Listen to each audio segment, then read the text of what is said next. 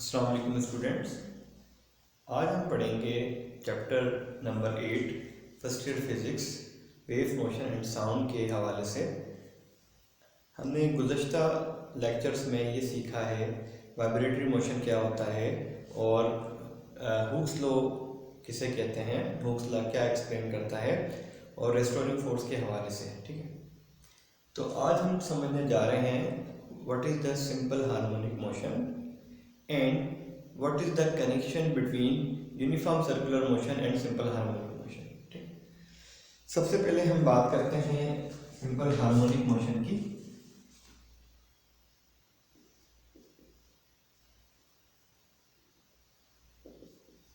Simple harmonic motion या हम इसको SH भी कहते हैं शॉर्ट में। ठीक है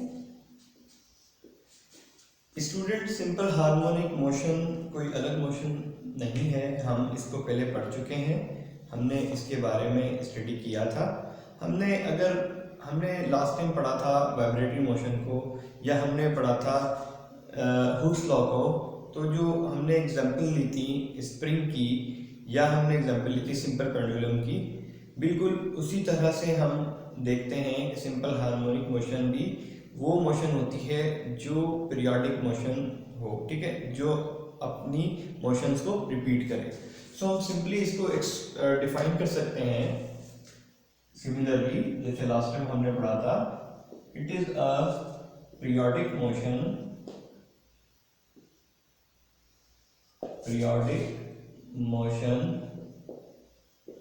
which repeats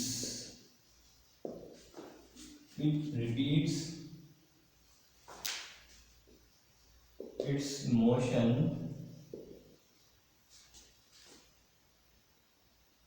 and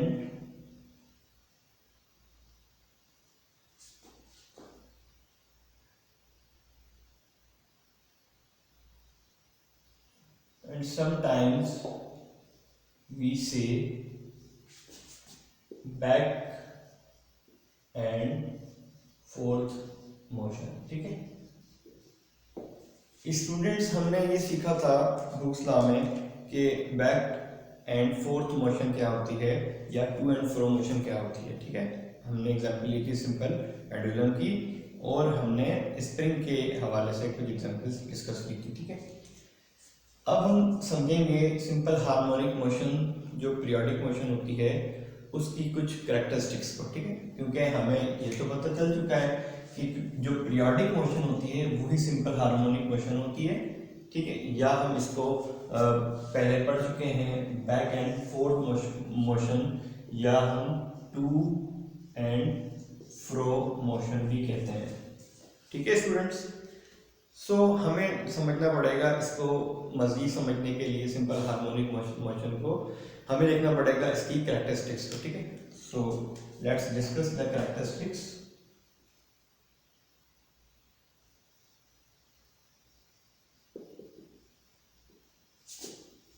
characteristics of SHM। ठीक है, सिंपल हार्मोनिक मोशन। कैरेक्टरिस्टिक्स की जब हम बात करते हैं तो इसका मतलब ये है कि सिंपल हार्मोनिक मोशन की कुछ खसूसियत, इसकी क्या खसूसियत हैं, क्या चीज़ें इसमें बहुत ज़रूरी हैं जानना जिनकी वजह से सिंपल हार्मोनिक मोशन होती है। ठीक है, तो नंबर 1 पे हम डिस्कस करेंगे इसकी वो characteristics just like we have discuss here it, और हम कह लें the motion should be periodic. ठीक है, तो ये मोशन जो है पीरियोडिक मोशन होनी चाहिए। ठीक है, ये इसकी कैरेक्टरिस्टिक्स है। अगर कोई भी मोशन है सिंपल हार्मोनिक मोशन तो उसके लिए उसका पीरियोडिक होना, जिसमें वाइब्रेटरी मोशन होगी, जिसमें ऑसिलेशन भी समटाइम हम इसको कहते हैं, वो उसका होना बहुत ज़रूरी है। ठीक है, नंबर 2 पे अगर हम देखें इट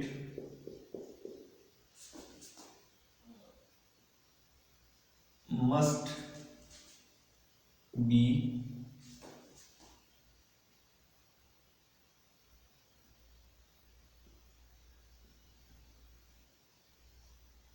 या हम इसको ऐसे कर लेते हैं, ठीक है, इसको हम इस तरह से लिख लेते हैं। 1 मिनट डियर स्टूडेंट्स, इसको हम थोड़ा सा और क्लियर करके टू द पॉइंट समझ लेते हैं।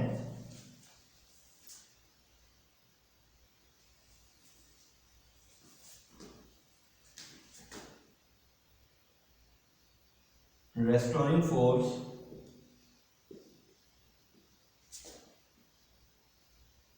should be applied, ठीक है।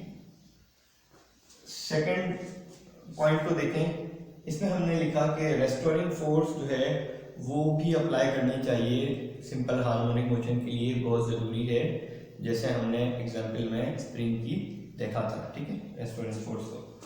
नंबर 3 पे हम ये कह सकते हैं एक्सेलरेशन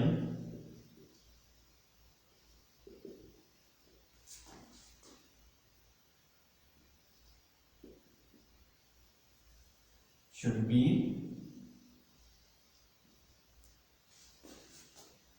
directly proportional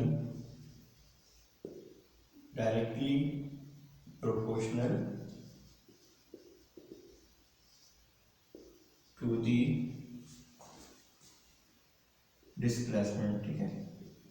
स्टूडेंट्स ये बात आपको लास्ट टाइम मैंने समझाई थी, ठीक है। थर्ड वाला पॉइंट देखें, हमने ये समझा था कि एक्सेलरेशन जो है वो डायरेक्टली प्रोपोर्शनल होता है किसके, एक्स के।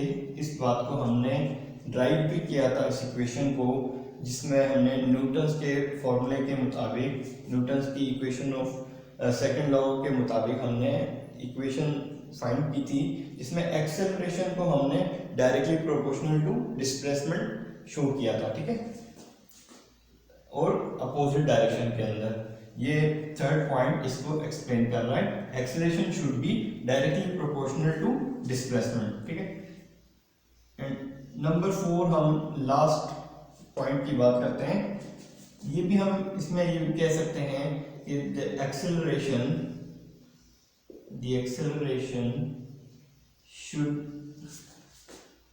बी टूवर्ड्स मीन पोजीशन, ठीक है, इसकी जो डायरेक्शन है टूवर्ड्स मीन पोजीशन होनी चाहिए, ठीक है। सो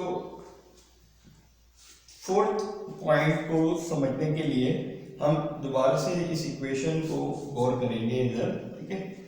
एक्सेलरेशन जो प्रोड्यूस होता है due to the restoring force, वो एक्सेलरेशन हमेशा टूवर्ड्स मीन पोजीशन ही होता है, ठीक है। इधर देखें ज़रा, अगर हम यहाँ पे ये समझ लें बात को, ये हमने स्प्रिंग की एग्जांपल ली थी, ठीक है। अगर हम इसको स्ट्रेच करते हैं तो हम कहते हैं कि this is a maximum x, ठीक है, एम्पलीट्यूड। जब रिलीज करते हैं तो इसके अगेंस्ट में फोर्स लगती है, जिसको हमने रेस्टोरिंग फोर्स का नाम दिया था, ठीक है स्टूडेंट। तो ये दोनों एक दूसरे के मुखालिफ हैं, तो हमने माइनस साइन पुट किया। सो इसकी वजह से, एफ की वजह से हमारे पास एक्सेलरेशन भी प्रोड्यूस होता है यहाँ पर, ठीक है। तो ये जो एक्सेलरेशन प्रोड्यूस हो रहा है, ठीक है, जैसे कि फोर्स की जो डायरेक्शन है टूवर्ड्स मीन होगी, कैसे होगी, मिसाल के तौर पे अगर ये इस कंडीशन में है हमारे पास, ठीक है, हमने इसको स्ट्रेच किया, तो यहाँ पर ये जो हमारे पास इसका जो एक्स है, ठीक है, उसको हम इसको एक्स नॉट कह देते हैं, ये हमारे पास एक्स कहलाएगा। रेस्ट की पोजीशन में ये इसका मीन होगा, ठीक है, तो हम इसको मीन का नाम देते हैं, ठीक है। हमने पढ़ा था कि मीन पोजीशन वो पोजीशन होती है जिसमें बॉडी इक्विलिब्रियम पोजीशन में होती है, ठीक है, ये इसका मीन है। So now you can see, आप ये देख सकते हो यहाँ पर कि हमारे पास जो एफ है, या एक्सेलरेशन भी इसको मैं दे सकता हूँ direction, acceleration is against to x, ठीक है, दोनों एक दूसरे के मुखालिफ है और डायरेक्टली प्रोपोर्शनल है। जितना ज्यादा एक्स होगा, एम्पलीट्यूड होगा, उतना ही ज्यादा ए प्रोड्यूस होगा, ठीक है, एक्सेलरेशन होगा। और इसकी जो डायरेक्शन है टूवर्ड्स मीन है, ठीक है, आप इधर से देख सकते हैं, ठीक है, ये टूवर्ड्स मीन डायरेक्शन में है एक्सेलरेशन। तो फोर्थ पॉइंट हमें ये एक्सप्लेन करता है। So these are the characteristics of simple harmonic motion. Simple harmonic motion के लिए ये 4 पॉइंट्स बहुत ज़रूरी हैं, otherwise there will be no any more simple harmonic motion, ठीक है। अच्छा स्टूडेंट्स, अब हम अगला टॉपिक जो है हमारा इससे ही रिलेटेड है, सिंपल हार्मोनिक मोशन से, the connection between uniform circular motion and simple harmonic motion. Let's see.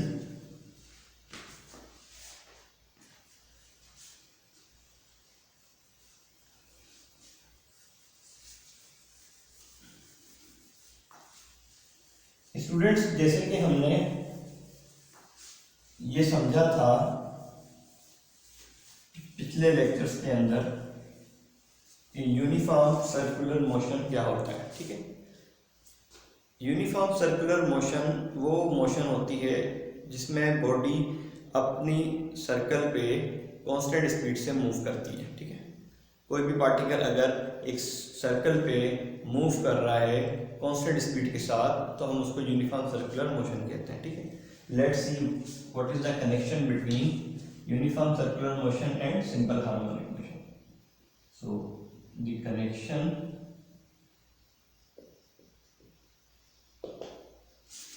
between uniform circular motion and SHM, ठीक है। इसको जरा देखते हैं, ये इंपॉर्टेंट टॉपिक है, इससे रिलेटेड हम ये देखेंगे कि किस तरह हम इन दोनों को का रिलेशन देख सकते हैं। यूनिफॉर्म सर्कुलर मोशन जो है वो भी सिंपल हार्मोनिक मोशन की तरह ही बिहेव करती है, ठीक है। सो इसको हम देखेंगे। So I would like to draw a circle over here, ठीक है। अब इस सर्किल में अगर हम इस तरह क्वाड्रेंट बना लें, ठीक है, सो दिस इज O, इसको this is A point and this one B point, ठीक है। हमने पॉइंट कंसीडर कर लिया, ठीक है। ये इसका ओरिजिन है, centre. Okay, so along this B अगर हम एक डायरेक्शन बना देते हैं, ठीक है, हॉरिजॉन्टल, जिसको हमने X का नाम दिया। ये X जो है साइड है, हॉरिजॉन्टल साइड है। अगर हम देखते हैं कि if a particle is moving from this point, suppose कर लेते हैं हम कि कोई भी पार्टिकल यहाँ से मूव करता है, ठीक है। तो यहाँ से अगर कोई भी पार्टिकल मूव करेगा तो उसका सर्टेन कोई भी इनिशियल फेस एंगल होगा हमारे पास। Okay, I take another marker ताकि आपको क्लियर नजर आए। यहाँ पर ये ब्लू कलर से हम बना लेते हैं, सपोज दिस वन, जिस हम कंसीडर करते हैं कि यहाँ पर t इक्वल टू 0 है, ठीक है। This is the initial phase angle, ठीक है। यहाँ पर कुछ भी हमारा एंगल मिल सकता है हमें जिसको हमने इनिशियली लिया। So this is initial phase angle represented by phi, ठीक है। यहाँ लिख लेते हैं हम, this is called initial phase angle. So if this particle moves along this circle, along this line, इस सर्किल पे अगर पार्टिकल कोई भी मूव करता है, सपोज कि अगर इस पार्टिकल को हम यहाँ देखना चाहते हैं, ठीक है।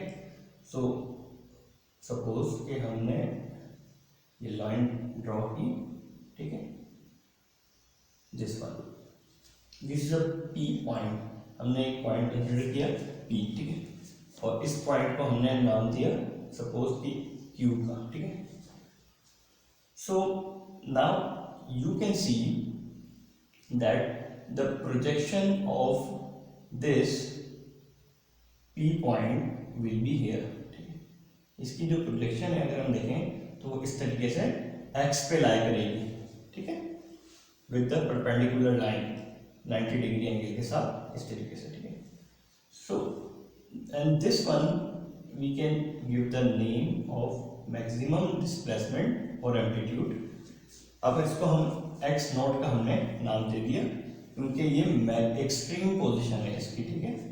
इसको हम कह सकते हैं extreme position, this is extreme position, ये एक्सट्रीम पोजीशन कहलाएगी। और इसको हम x को हम मीन पोजीशन का नाम दे सकते हैं, ये इसकी मीन पोजीशन है, ठीक है। सो अब हम देख सकते हैं कि यहाँ पे हम अगर एम्पलीट्यूड फाइंड करें, अगर हम x को निकालना चाहते हैं, ठीक है, तो हम देख सकते हैं कि किस तरह हम ट्रिग्नोमेट्रिक रेशियोज को यूज करेंगे। ओके, सो अच्छा, इधर हम जरा देखेंगे जब t नॉट से p तक पार्टिकल मूव कर रहा था तो एक अगेन हमें कोई सर्टन एंगल यहाँ पर मिला, ठीक है, जिसको हमने थीटा का नाम दिया, ठीक है, दिस इज थीटा।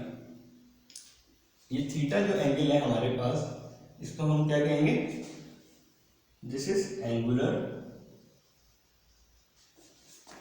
डिस्प्लेसमेंट, ठीक है, ये एंगुलर डिस्प्लेसमेंट को रिप्रेजेंट करेगा। तो एंगुलर डिस्प्लेसमेंट जो है वो किसके इक्वल होगा, ओमेगा टी के बराबर, इसको हम लिख सकते हैं, ठीक है, क्योंकि ये जो डिस्प्लेसमेंट कवर किया है जो भी बॉडी है विद द सर्टेन एंगल, ये ओमेगा टी के बराबर है। जैसे कि हमें पता है ओमेगा जो है angular velocity theta over T होता है, तो यहाँ से हमने इसको निकाला तो हम कह सकते हैं theta equal to omega t, इसके इक्वल है। तो यहाँ पे हम इसको ओमेगा टी को भी लिख सकते हैं, ठीक है। So according to this diagram, if you want to find displacement, अगर हम डिस्प्लेसमेंट निकालें यहाँ से तो use the cos theta here. Cos theta, ये ट्राइंगल की हम बात कर रहे हैं, ठीक है, ये जो हमने ट्राइंगल बनाया है ब्लू कलर मार्कर से, तो इसकी हम बात कर रहे हैं यहाँ पर। तो हमारे पास x है और x नॉट की वैल्यू है, तो उसके तहत हम कोसाइन थीटा यूज करेंगे, ये कोस थीटा हम यूज करेंगे। x बेस, कोस थीटा होता है बेस अपॉन हाइपोटेन्यूज, ठीक है। तो बेस की जो वैल्यू है हमारे पास वो है x और हाइपोटेन्यूज की जो वैल्यू है वो है x नॉट, ठीक है। तो यहाँ से हम इसको अगर निकालेंगे, हम x को अगर फाइंड करें तो हमारे पास आ जाएगा x equals to D divided, यहाँ पर आके मल्टीप्लाई हो जाएगा, ठीक है, x नॉट कोस थीटा, ठीक है स्टूडेंट्स, ये हमारे पास इक्वेशन आ जाएगी। सो थीटा हमारे पास यहाँ पर अगर हमने यहाँ से टी नॉट से स्टार्ट किया था तो इसका मतलब ये है कि थीटा हमारे पास जो होगा ये थीटा प्लस फाइव, हमने इनिशियल फेस एंगल को भी यहाँ पर लिया था, ठीक है, तो हम इसको यूँ भी लिख सकते हैं।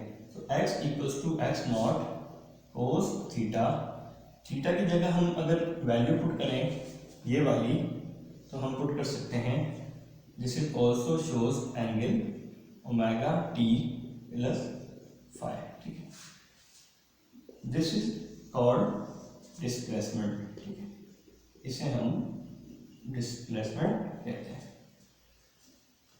स्टूडेंट्स, अब हम अपने मुद्दे पे आएंगे।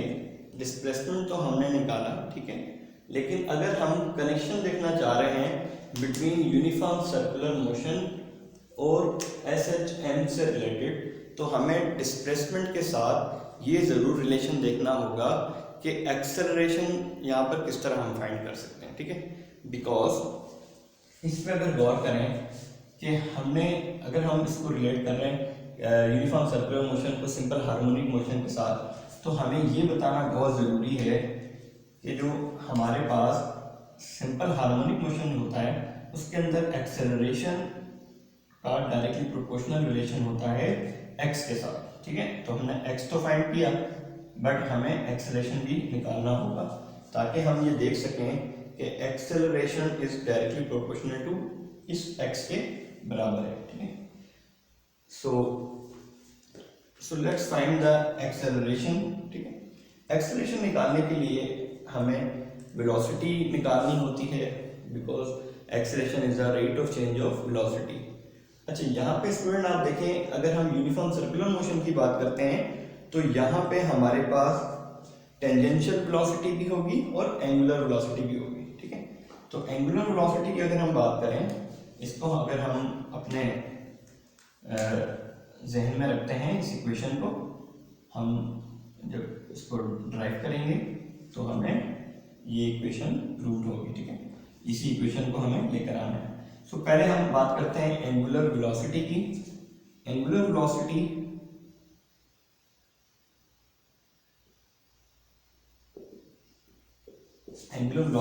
ओमेगा से रिप्रेजेंट होती है और ये बराबर होता है थीटा ओवर टी, ठीक है। अगर हम बात करें वन रिवोल्यूशन की, वन कंप्लीट साइकिल की, कोई भी एक जो है रिवोल्यूशन कंप्लीट होता है तो उसमें थीटा जो है वो 2 पाई के इक्वल होता है, ठीक है। तो ये लिख सकते हैं हम for one time period, for one complete time period, one complete time period से क्या मुराद है, जब हमें थीटा 2 पाई के बराबर मिले, ठीक है। मिसाल के तौर पे एक पार्टिकल टी नॉट से स्टार्ट हुआ और दोबारा आके टी नॉट पे खत्म होता है, तो उसका जो थीटा है 2 पाई के बराबर होता है, ठीक है। तो हम यहाँ क्या लिख सकते हैं, थीटा की जगह पे 2 pi and this is time period, ठीक है। This is the angular velocity. यहाँ से हम टाइम पीरियड को भी निकाल सकते हैं क्योंकि ये वाइस वर्सा है, ठीक है। अगर हम टी को यहाँ लिख देंगे तो ये हो जाएगा 2 पाई ओवर ओमेगा, ठीक है। टाइम पीरियड भी हम यहाँ से निकाल सकते हैं। इंशाल्लाह हम फर्दर देखेंगे, हम जब इसको कंप्लीट कर लेंगे, ठीक है, एक्सेलरेशन को, तो हम आगे टाइम पीरियड को भी फाइंड करेंगे सिंपल हार्मोनिक मोशन के तहत, ठीक है। Okay dear, this is the angular velocity. Now let's come to the tangential velocity और फिर acceleration को find करते हैं, ठीक है। इसको मिटा देते हैं हम।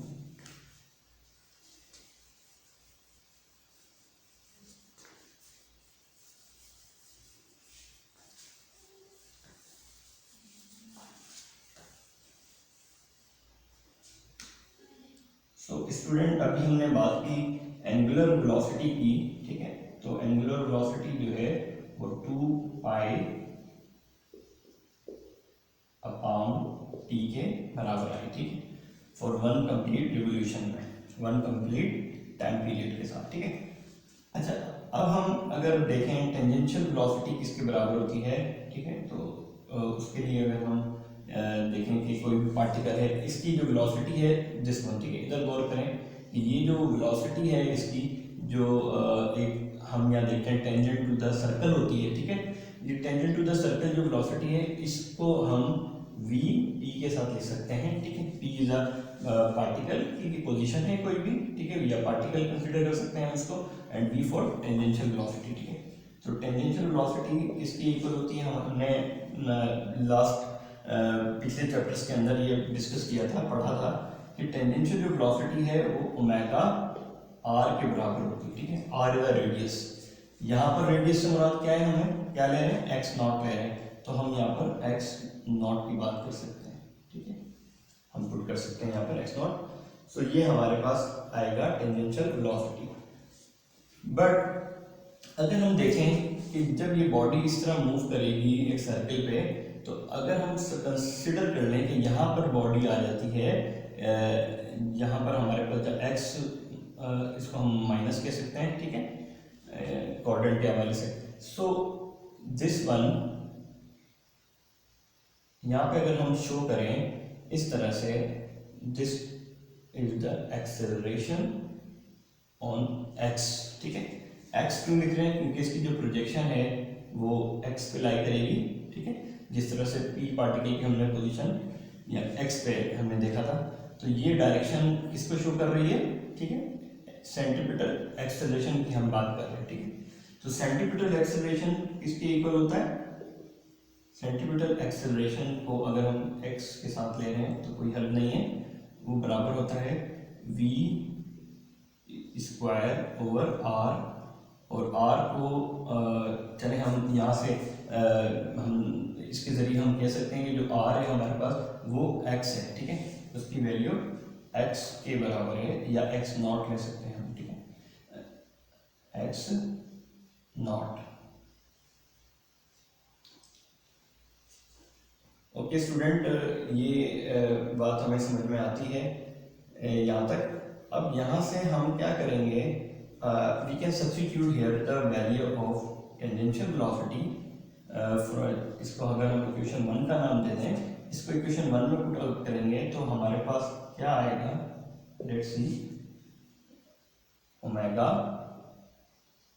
X naught whole square over x naught, ठीक है। तो ओमेगा का स्क्वायर जाएगा x naught square on x naught, ठीक। सो यहाँ पर एक्स नॉट एक स्क्वायर से कैंसिल हो जाएगा, तो एक्सेलरेशन की जो वैल्यू है हमारे पास ओमेगा स्क्वायर एक्स नॉट के इक्वल आ रही है। ये हमारे पास एक्सेलरेशन आ रहा है। अगर हम देखें कि जो ओमेगा है हमारे पास दैट इज अ कांस्टेंट, ठीक है, ओमेगा कांस्टेंट है। इसको अगर हम, क्योंकि यूनिफॉर्म सर्कुलर मोशन में बॉडी कांस्टेंट मोशन में मूव करती है, तो अगर हम इसको रिमूव करें तो रिलेशन देखने के लिए हम ये देख सकते हैं कि जो एक्सेलरेशन है it will be directly proportional to minus x, ठीक है। इसको हम माइनस में ले सकते हैं, ठीक है, क्योंकि जब भी हम माइनस के अंदर लेते हैं उसका मतलब बिल्कुल ये होता है कि हमारे पास जो एक्सेलरेशन की जो डायरेक्शन होगी वो अपोजिट होगी, ठीक है, इसके मीन के। तो हम यहाँ पर माइनस एक्स ले सकते हैं, ठीक है। So this relation shows the connection between uniform circular motion and simple harmonic motion. जैसे कि हमने सिंपल हार्मोनिक मोशन में ये देखते हैं कि पीरियोडिक मोशन होती है और एक्सेलरेशन जो है वो डायरेक्टली प्रोपोर्शनल टू डिस्प्लेसमेंट होता है। इसमें भी हमने यही देखा कि जो एक्सेलरेशन है वो डायरेक्टली प्रोपोर्शनल टू एक्स के बराबर होता है, but and towards its mean position, ठीक है। जो that's it, thank you very much.